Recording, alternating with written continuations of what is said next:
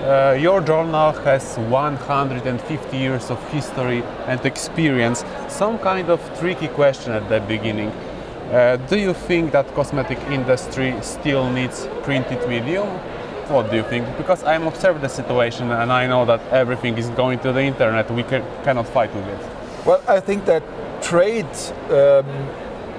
information or scientific information needs at this moment of time both digital and print.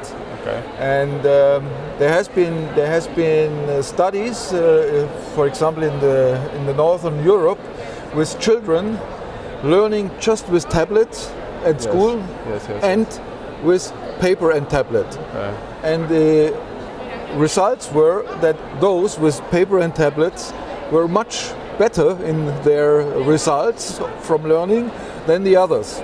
And I give you an example. When we were young, when I was young, you had a book and you read. And then the teacher asked you a question.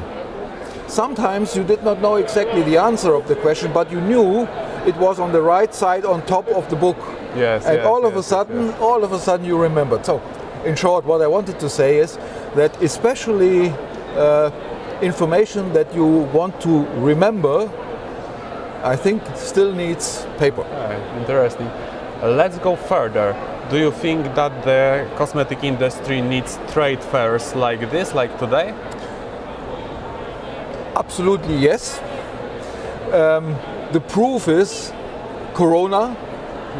We had no shows. We had nothing to meet. The shows started again, and what happened? More than ever, people are coming. Every show that I know and that I have attended and that I am also organizing, like Sepava, for example, has after Corona increased. So that shows people want it.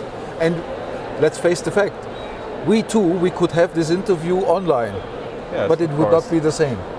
Yes, of course. And we are meeting here in Warsaw, so I want to ask how important for you is Polish cosmetic industry. As you probably know, it is the 5th largest cosmetic industry in European Union and also on a very rising track, I think.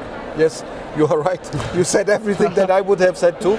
The Polish industry in the cosmetic field, but also in other fields, is in Europe, I think, one of the fastest growers.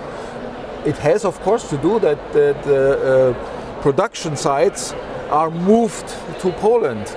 I mean, probably because of the better wages, maybe also of better ground situation. Like ground in Germany or in other lands is very expensive.